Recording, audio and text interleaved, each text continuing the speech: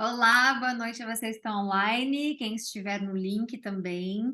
Hoje nós vamos iniciar Levítico capítulo 22, não sei nem porque eu tô no capítulo 21 aqui, então não apertei 22, acho que é isso, peraí. Vamos iniciar capítulo 22 de Levítico, lembrando que acaba no capítulo 27, se não me engano, então falta muito pouquinho para a gente já finalizar nossa leitura de Levítico, graças a Deus, né? Mais um livro aí que a gente está quase finalizando, falta pouquinho, pouquinho, pouquinho. E hoje a gente vai iniciar aqui com o Senhor falando com Moisés. A gente já está vendo, né, esse relacionamento que Deus tem com Moisés, ele fala com Moisés. Uma coisa que é muito importante a gente entender e lembrar que Deus estava lidando com eles aqui pessoalmente, né? Ele falando diretamente a Moisés, e aí aparecia, né, na nuvem, falava com outro, falava com outro. Depois de um tempo de desobediência, Deus não vai mais falar com nenhum deles e vai mandar os profetas específicos, né? E aí somente através dos profetas é que eles poderiam falar com Deus e tudo mais, né? Então, é importante a gente reconhecer esse momento que Deus está falando, falando, falante, falante, falante, aí depois ele some, desaparece, e aí, obviamente, muitas pessoas falam que Deus abandonou os israelitas, etc, etc, mas no caso é o contrário, né? Mas Deus nunca abandonou eles também, esteve presente, observando tudo e mandou, obviamente, um só para poder falar com todos, através dele, não com o povo, mas com aquele ali, aqueles escolhidos, né? Porque os israelitas, eles tinham o coração muito endurecido, eram muito desobedientes, e aí Deus preferiu falar com um, e quem quisesse crer nesse um, beleza. Quem não cresce no um, era para fora. Mas enfim, vamos lá, enquanto Deus está ainda nessa comunicação com Moisés, porque ainda tem mais uns livros para frente, mas vamos ver como vai ser hoje, tá bom? Então, vamos fazer nossa oração. Senhor Jesus Cristo, obrigada, Senhor, pelo Senhor ser nosso sacrifício, pelo Senhor ter se entregue para ser nosso sacrifício dos nossos pecados, nossas culpas, dos nossos arrependimentos. Obrigada, Jesus, porque o Senhor é o caminho que nós precisávamos quando estávamos perdidos. E o Senhor é o caminho de quando nos perdemos, meu Deus. Mas pedimos para que o seu Espírito Santo seja o nosso GPS, para que a gente não saia do seu caminho, que a gente não se perca. As distrações do mundo são grandes, são imensas. Muitas, Senhor, são feitas pelo diabo, que ouve o que a gente quer, ouve os nossos pontos fracos, ouve aquilo que a gente tem medo, que a gente declara medo e usa aquilo contra nós, mas o Senhor é maior. O Senhor é maior, o Senhor é mais forte o Senhor que habita em mim do que aquele que vive no mundo. O Senhor é mais forte, o Senhor já venceu todas as batalhas contra ele. O Senhor já venceu a última batalha contra ele e vai sempre vencer. Então eu peço que, em nome de Jesus, o Senhor seja a nossa força quando estivermos fracos. Que o Senhor seja as nossas palavras quando faltar as nossas palavras. Que o Senhor seja o nosso entendimento quando nós não tivermos. Que o Senhor seja o nosso discernimento quando estivermos em dúvida. Que o Senhor seja a nossa justiça quando estivermos numa posição de julgar. Meu Deus, que o Senhor possa nos dar um coração cada vez mais próximo a Ti, mais distante daquilo que nós somos como seres humanos, porque sabemos que como seres humanos somos pecadores. Que o Senhor possa ter cada vez mais no nosso coração espaço para nos lapidar, vindo do nosso arrependimento, vindo da nossa vontade de querer sermos mudados por Ti, para termos sempre a nossa melhor versão, Jesus. O Senhor vê tantas nessa geração pessoas dizendo: seja a sua melhor versão, seja a sua melhor versão, mas não tem nenhuma versão melhor do que aquela que é o Senhor que nos propõe, que nos dá, que nos propõe a mudança no seu nome, a mudança na sua vida. Só o Senhor sabe o potencial que temos, só o Senhor sabe os nossos propósitos. E o Senhor morreu, ressuscitou para que a gente pudesse ter esse propósito com o Senhor. Então, como servos, pedimos a Ti que o Senhor nos declare, nos mostre nessa live de hoje tudo aquilo que o Senhor quer nos ensinar. Que o Senhor me use com a Tua palavra, com o Teu poder, Senhor. Que Teu Espírito Santo me faça não usar minhas palavras, mas as Suas aqui. Que o Senhor nos revele tudo aquilo que o Senhor quer nos revelar para que a gente possa viver a nossa vida, no nosso cotidiano, no nosso dia a dia, de acordo com a Tua palavra, aquilo que o Senhor tem para cada um de nós. Em nome de Jesus, eu peço para que o Senhor nos livre de todas as distrações e nos dê uma boa live. Amém, para a Tua honra e a Tua glória. Bom, vamos lá. Capítulo 22 de Levítico, o Senhor disse a Moisés: diga a Arão e a seus filhos que tenham muito respeito pelas ofertas sagradas que os israelitas consagrarem a mim. a fim de não desonrarem o meu santo nome. Eu sou o Senhor. Dê a eles as seguintes instruções.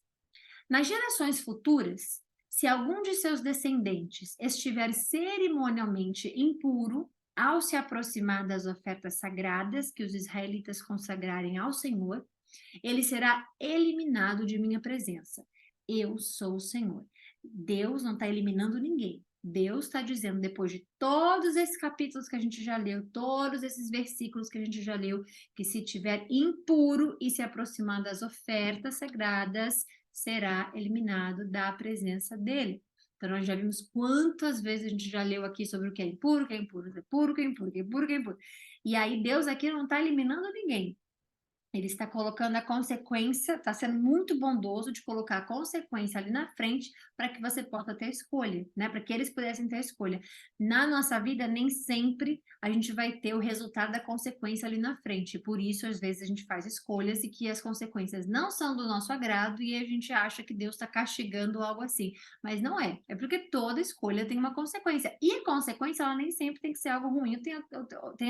Tem que ser algo ruim, né? Ou tem que ser algo bom. A consequência, ela valida das duas formas. Você pode ter consequências boas nas suas escolhas e pode ter consequências que ensinam. Não vou nem falar que são consequências ruins, eu vou falar que são consequências que ensinam, porque eu acho que é isso que Deus sempre nos dá em retorno, pela lealdade dele, por tudo que ele representa para nós como um pai, né? Que a gente não pode ficar vendo Deus somente como um Deus, um espírito muito maior que criou tudo, etc. Não, ele é o pai mesmo, ele tem um relacionamento de pai e a gente divide esse título de filho por conta de Jesus, né? Nós somos todos irmãos com um pai. Agora, aquele que não crê em Deus não tem pai celestial, né? A não ser que faça outra, né, o diabo de pai, aí é outra história. Mas todos nós somos criaturas de Deus e aqueles que, obviamente, compartilham da herança com Jesus, pode chamá-lo de pai, né? Então, a gente tem que ter esse relacionamento com ele de pai e filhos mesmo, sabe? Da gente chamar ele de pai mesmo. Eu lembro, inclusive, que há muito tempo atrás, um certo grupo de pessoas que eu tinha próximo a mim, né? Acho que minha mãe vai lembrar disso também, minha irmã também, se minha irmã estiver aqui online, minha mãe tá. E eles falavam muito pai. Eles faziam oração falando pai, faziam oração falando pai, faziam oração falando pai. E você não entende quando você não lê a palavra de Deus, ou quando você não tem esse relacionamento, né, com Deus. Mas aí quando você entende, você lê a palavra de Deus, você entende como é, você começa a realmente tratá-lo como pai. Aí você chama ele de pai para as coisas. Pai, pai, pai, pai, pai. Você ora falando pai, você ora falando meu pai. E aí você tem esse relacionamento íntimo de pai com o filho, né? Pai com filha. Então, Deus, ele está mostrando as consequências de algo que você tem a opção de escolher, eles ali, né? Então, se você chegar perto, né, ele já está dando a possibilidade de chegar. Se você chegar perto nas gerações futuras, e por que ele está falando das gerações futuras? Porque tradição, né? É algo que vem de repetição, de períodos de repetição. Então, você tem aqui a tradição antiga, vem vindo, vem vindo, vem vindo. O que Deus fala quando ele fala das gerações futuras, ele está explicando que se você passar para o seu filho, que vai passar para o filho, que vai passar para o filho, que vai passar para o filho, é isso. É ótimo, é lindo, é maravilhoso, porque é a palavra de Deus. Se você não passar, alguém impuro vai lá fazer a cerimônia e vai ser eliminado. Então, a tradição, né, genuína com Deus, da palavra de Deus, biblicamente falando, porque existem várias tradições que, obviamente, eu não sou a favor, mas existem tradições bíblicas, somente bíblicas, que eu acho que, assim, são tão poderosas e, obviamente, eu amo quando Deus fala gerações futuras, porque nem sempre a gente para reparar nisso que ele fala. Por exemplo, isso está sendo revelado agora. Eu nunca li, desde quando eu comecei a ler a palavra de Deus, nunca parei para pensar nisso, mas está sendo revelado agora pelo Espírito Santo, a gente dá glória e graças a isso. Então, é o que eu estou sentindo de falar nessas gerações futuras, mostrando a nós a importância de falarmos para o próximo, do próximo, do próximo e do próximo, para o seu filho, para o seu irmão, que vai passar para o filho, que vai passar para o irmão, que vai passar para um, que vai passar para o outro. Então, quando Deus engloba essas gerações futuras, ele está querendo dizer que está na sua responsabilidade, está na minha responsabilidade da gente passar para os nossos próximos, né? E por aí vai. Aqui ele está falando dos filhos de Arão especificamente, porque a descendência de Arão é quem é os sacerdotes, e são eles quem, obviamente, oferece oferecem todos os cerimônias, né, sacrifícios para Deus, ok? A Deus. Se algum dos descendentes de Arão tiver lepra, a gente já falou sobre as doenças de pele, ou qualquer tipo de fluxo que o torne cerimonialmente impuro, não comerá das ofertas sagradas enquanto não for declarado puro. Também se tornará impuro se tocar num cadáver, expelir sêmen, tocar num animal que rasteja pelo chão e seja impuro, ou tocar em alguém que, por algum motivo, qualquer motivo, aliás, esteja cerimonialmente impuro. Isso aqui parece que a gente está relendo o que a gente já leu, mas Deus repete. E repetição é algo que nos ajuda muito, né? Qualquer coisa de repetição, repetição, repetição, o cérebro começa a entender, você começa a modificar e começa a fazer mudanças que o seu corpo sente até fisicamente mesmo, né? Então, é um padrão repetitivo. Tem padrões repetitivos que são, obviamente, que não são bons e não são saudáveis, né? Mas com Deus, tudo que ele repete, repete, repete, porque ele está enfatizando aquilo ali, ok? Quem se contaminar de alguma dessas formas ficará impuro até o entardecer. Não comerá das ofertas sagradas enquanto não tiver se banhado com água. Depois do pôr do sol, estará cerimonialmente puro outra vez, e poderá comer das ofertas sagradas, pois são seu alimento. Não comerá um animal que morreu de forma natural ou que foi despedaçado por animais selvagens, pois se contaminaria. Eu sou o Senhor. Os sacerdotes obedecerão fielmente às minhas ordens. Do contrário, serão culpados de pecado e morrerão, pois menosprezaram. Você está vendo aqui? Não é porque a pessoa obedeceu, e Deus decidiu matar ou coisa do tipo, obedecer. Não, tem um motivo da desobediência. O que a desobediência causa? Menosprezo, se é que a gente, se isso é uma palavra, não sei em português, mas o menosprezo do que Deus ordena, do que Deus fala, do que Deus instrui, do que Deus, né? Então, quando ele fala do contrário, serão culpados de pecado e morrerão. Aí, para que a gente não pense, né, que nem é nosso papel pensar nada, mas se a gente pensar, nossa, mas meu Deus, olha só, isso aqui. Aí ele fala, pera, mas tem um porquê. Porque menosprezaram o que lhes ordenei. Eu sou o Senhor, que os santifica. Ninguém de fora da família do sacerdote comerá das ofertas sagradas, nem mesmo hóspedes e empregados da casa do sacerdote poderão comê-las. Mas, se o sacerdote comprar um escravo, esse escravo poderá comer das ofertas sagradas. E se o escravo tiver filhos, eles também poderão comer de seu alimento. Se a filha do sacerdote se casar com alguém de fora da família sacerdotal, não poderá mais comer das ofertas sagradas. Então, tá, e calma, mas se pode ser somente da família sacerdotal, significa que tem que ser filhos de Arão, significa que eles vão ser irmãos, vão ser... Deus já explicou isso lá atrás, porque ele é perfeito, obviamente, a gente já falou sobre isso, quem pode, quem não pode se casar, tudo mais, tudo mais. Se, contudo, ficar viúva ou divorciar-se sem ter filhos para sustentá-la, e voltar a morar na casa do pai, como quando era jovem, poderá comer novamente do alimento do pai. Com exceção desses casos, ninguém fora da família do sacerdote comerá das ofertas sagradas. Se alguém não autorizado comer das ofertas sagradas por engano, pagará ao sacerdote aquilo que comeu, mais 1/5 do valor. Lembrando que eles são, Deus é o provedor dos sacerdotes, porque eles não trabalham, não têm terras, eles não lidam com dinheiro, eles somente vivem para servir a Deus. Logo, Deus provê a eles. Então, se alguém sem querer comer da comida deles, deverá pagar o que comeu e mais 1/5 do valor. Deus ainda está acrescentando, né, para que seja justo.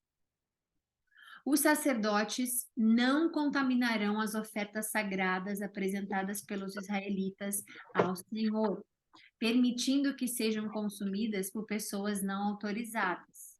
Elas se tornariam culpadas e teriam de fazer reparação. Eu sou o Senhor que os santifica. Ofertas dignas e indignas. O Senhor também disse a Moisés: dê as seguintes instruções a Arão, a seus filhos e a todo o povo de Israel. Elas se aplicam tanto aos israelitas de nascimento, como aos estrangeiros que vivem entre vocês. Então, Deus está colocando, como eu já expliquei, todos eles ali na mesma instrução, ok? Se alguém apresentar ao Senhor um holocausto, seja como cumprimento de um voto ou como oferta voluntária, peraí, ou como oferta voluntária, só será aceito se o animal oferecido for um macho sem defeito. Poderá ser um boi, um carneiro ou um bode. Não apresentem um animal defeituoso, pois o Senhor não o aceitará em favor de vocês. Se alguém apresentar ao Senhor uma oferta de paz, seja como cumprimento de um voto, ou como oferta voluntária, escolha do gado ou do rebanho um animal perfeito, sem defeito algum. Tem algum microfone aberto, se puderem, por favor, tirar o som. Não ofereçam um animal cego, aleijado, ferido, ou que tenha um quisto, um ferimento na pele ou sarna. Nunca ofereçam nenhum desses animais no altar como ofertas especiais para o Senhor. Se um boi ou um cordeiro tiver uma perna mais comprida ou mais curta que as outras, poderá ser apresentado como oferta voluntária, mas não como cumprimento de um voto. Lembra que ontem o senhor falou de pessoas que tivessem essas condições, agora ele colocou os animais específicos, né? Ontem ele falou das pessoas que não podiam ter essas condições para serem sacerdotes. Hoje ele está falando de animais que têm essas condições que não podem ser como ofertas, ok?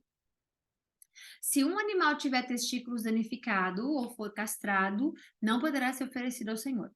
Nunca façam isso em sua própria terra e não recebam de estrangeiros animais como esses em pagamento, para depois oferecê-los como sacrifício a Deus. Não serão aceitos em seu favor, pois são mutilados ou defeituosos.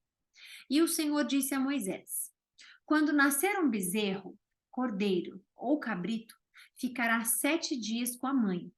Do 8º dia em diante será aceitável como oferta especial para o Senhor. Não matem a mãe e a sua cria no mesmo dia, seja uma vaca, uma ovelha ou uma cabra. Quando levarem uma oferta de gratidão ao Senhor, sacrifiquem-na corretamente para que sejam aceitos. Comam todo o animal sacrificado no dia em que for apresentado. Não deixe parte alguma do animal até a manhã seguinte. Eu sou o Senhor. Guardem fielmente os meus mandamentos, pondo-os em prática, pois eu sou o Senhor. Não desonrem o meu santo nome, pois demonstrarei minha santidade no meio dos israelitas. Eu sou o Senhor que os santifica. Eu os libertei da terra do Egito para ser o seu Deus. Eu sou o Senhor. No Egito, a gente já falou sobre isso aqui algumas vezes, mas no Egito eram muitas doutrinas, não, eram muitas. Pode ser doutrinas, não sei, mas a vida deles, né, espiritual, religiosa, até hoje tem muito reflexo disso. Se você for no Egito um dia, ou der um Google sobre o Egito, sobre a crença no Egito e tudo mais, né? É, naquela época, principalmente, eram muitos deuses, eram muitas formas de adorar deuses e etc. Quando Deus fala, né, pois demonstrarei minha santidade no meio dos israelitas, eu sou o Senhor que santifica, eu os libertei da terra do Egito para ser o seu Deus. Porque lá eles tinham vários deuses, eles podiam ter vários deuses, e eles não ouviram a voz de Deus por mais de 400 anos. Então, na cabeça deles, podia ser qualquer coisa, podia ser, né, deuses isso, deuses aquilo. Óbvio que muitos não foram mesmo, mas muitos se converteram, né, na religião egípcia, muitos se perderam por lá mesmo, muitos ficaram. Então, se perderam no sentido espiritual, né, porque Deus tirou todos os israelitas, não ficou um lá. Mas, então, eles vinham já com essa crença, né? Eles vinham com um padrão de pensamento, morei aqui por anos, décadas, sabe, sei lá quanto tempo, e aí eu vim para cá agora para aprender o quê? Que eu tenho só um Deus? Então, é como ensinar o beabá mesmo, é como ensinar a andar e caminhar e depender de quem? De Deus, né? Então, por isso que Deus os lembra. Eu os tirei, eu os libertei da terra do Egito para ser o seu Deus. Então, era importante, é importante Deus lembrá-los, assim como é importante nós também nos lembrarmos todos os dias. A gente acorda, respira, quem me deu ar foi Deus. Obrigado, Senhor, pelo meu dia. Tá comendo o alimento que você fez, que você cozinhou, que você pediu, que você foi no restaurante, que você não importa, é alimento que Deus criou. Obrigada, Senhor. Porque é importante a gente sempre estar se lembrando que nós dependemos dele. Mas não foi Deus quem fez minha comida, que preparou minha comida, não foi Deus quem me deu isso, foi meu trabalho, foi isso, foi aquilo. Sem Deus não chegaria até você. Então, é importante a gente, né, declarar esse reconhecimento toda vez que a gente lembrar. Porque Deus mesmo os lembra. Óbvio que eles sabem que Deus que libertou eles, né? Mas ele fala: Eu os libertei da terra do Egito para ser o seu Deus. Você que tem um deserto na sua vida, você que passou por um deserto na sua vida, leia essa frase como se fosse para você. Eu te libertei do seu deserto para ser o seu Deus. Então, a conversão nossa, como cristãos, ela tem que ser inteira, completa, por inteiro. Não existe a gente dividir Deus, não existe a gente dividir a nossa vida, as nossas orações. O único que morreu por você e que está vivo é Cristo. O único que te leva até Deus é Cristo. Então, os outros, outras pessoas, outras crenças, outros isso, outros... Eu estava assistindo uma série ontem, é um testemunho pessoal meu. Eu estava assistindo uma série ontem que essa personagem especificamente estava entrando numa sala e ela faz uma prática de um exercício específico, né? Eu nunca cito nomes aqui, eu não vou fazer isso pela primeira vez agora. Mas ela entrou, a não ser quando necessário. Ela entrou e ela estava fazendo essa prática, né, de tudo mais. Então ela estava liberando os pensamentos, etc, etc. E ela chegou e aí ela abaixou, né, como reverência para o instrutor dela, o mestre, o instrutor, não sei como fala. E aí ele foi, olhou para ela, a gente, isso é uma série. Ele olhou para ela e falou assim: você tá reverenciando fulano, que era o nome desse, né, desse líder dessa religião, não sei se é uma religião, um estilo de vida, não sei, mas dessa crença, não para mim. Aí ela, não, eu sei, porque ela baixou para ele, aí fez uns rituais com a mão e tudo mais, e é algo que é muito popular hoje em dia, né? Então, assim, Deus não divide nossos pensamentos. Vocês já viram aqui que ele fala que somos propriedades, né, dele. Você vê que ele é zeloso, ele é ciumento, porque não teria o porquê ele falar que eu sou o seu Deus, eu sou o Senhor. Por que que ele tem que ficar falando toda hora? Ele já deixou claro que ele é. Por que que ele tem que ficar falando toda hora? Porque às vezes as pessoas se perdem e não lembram. Porque às vezes é difícil, no meio de uma tribulação, no meio de um deserto, eu tenho um Senhor, eu tenho um Deus, mas olha, minhas contas estão chegando. Eu tenho um Senhor, eu tenho um Deus, minha saúde está assim. Eu tenho um Senhor, eu tenho um Deus. Então, ele te lembra o tempo inteiro que é ele, porque se você tiver vários, se você, né, não é conversão genuína. Conversão genuína é aquilo que a gente lê. Eu sou o Senhor, que eu santifica. Ninguém mais te santifica, ninguém mais te tira dos desertos, né?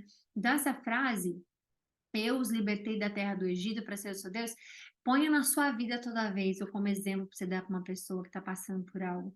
Eu os libertei de XXX, XYZ, para ser o seu Deus. Então, por tantas coisas que a gente passa, às vezes, se você olha com esse olhar mais espiritual, você fala: bom, se eu estou aqui, porque Deus está chamando minha atenção. E eu sempre falo isso, que Deus chama a nossa atenção de diversas formas. Ele chama a nossa atenção de tantos, sabe, às vezes com coisa boba, às vezes, mas ele chama a nossa atenção, porque ele nos ama, ele quer a nossa atenção, ele quer a nossa oração. Nossa oração é um sacrifício, sacrifício, mas é um sacrifício nosso, né? Quando você ora, você está entregando a ele, né? E, obviamente, é Cristo que está entregando. Então, Pensem nisso, porque é um último versículo assim que é muito forte, muito poderoso. Eu sou o Senhor que os libertei. Seja o que for. Às vezes na nossa vida a gente fala assim, mas eu não queria que isso tivesse acontecido. Ou então pode ser um relacionamento, pode ser um trabalho, pode ser, né, alguma coisa. E a gente acha que aquilo ali não tinha que ter acontecido, que é horrível. E aí depois de um tempo, porque o tempo, né, ele vai passando, o tempo não ensina nada, tá bom? O tempo, quando a pessoa fala, o tempo vai ensinar, o tempo não ensina nada. O tempo só tem uma missão, passar. É só o que ele faz, e faz com muito esplendor, porque está passando rápido demais, inclusive. Então, o tempo ele passa, porque é só o que ele tem que fazer. Nós é quem precisamos estar com a nossa mente, nosso espírito conectado a Deus, para aprendermos e andarmos junto com o tempo. O tempo não é inimigo de ninguém. Tem pessoas que odeiam o tempo passando rápido, odeiam isso, odeiam aquilo, eu detesto isso. O tempo não é inimigo da gente. O tempo é nosso amigo, a gente anda junto com ele. Se a gente estiver no presente, se a gente aproveitar nosso presente, aproveitar nossa vida, aproveitar, né, a missão que nós temos, o propósito que nós temos e aproveitar essa conexão com Deus. Então, lembrem-se desse versículo 33, que já é um número bem, inclusive bem, né, importante para a gente, idade de Cristo. Eu os libertei da terra do Egito para ser o seu Deus. Eu sou o Senhor. Eu te libertei daquele relacionamento para ser o seu Deus. Eu sou o Senhor. Eu te libertei daquela amizade para ser o seu Deus. Eu sou o Senhor. Eu te libertei daquela condição de saúde. Eu sou o Senhor. Eu te libertei para ser o seu Deus. Eu te libertei daquelas crenças pagãs para ser o seu Deus. Eu sou o Senhor. Lembre-se sempre disso, tá bom? É isso. Finalizamos aqui hoje. Amanhã a gente volta, se Deus quiser, com o capítulo 23. E é isso, tá bom? Fiquem com Deus. Tem mensagens aqui, deixa eu só ver uma coisa. Certinho. Ah, menos pesar, amém. Amém. Obrigada, obrigada, obrigada. Palavra correta. É isso. Fiquem com Deus, então. Um beijo, até amanhã, se Deus quiser. E descansem, então descanso.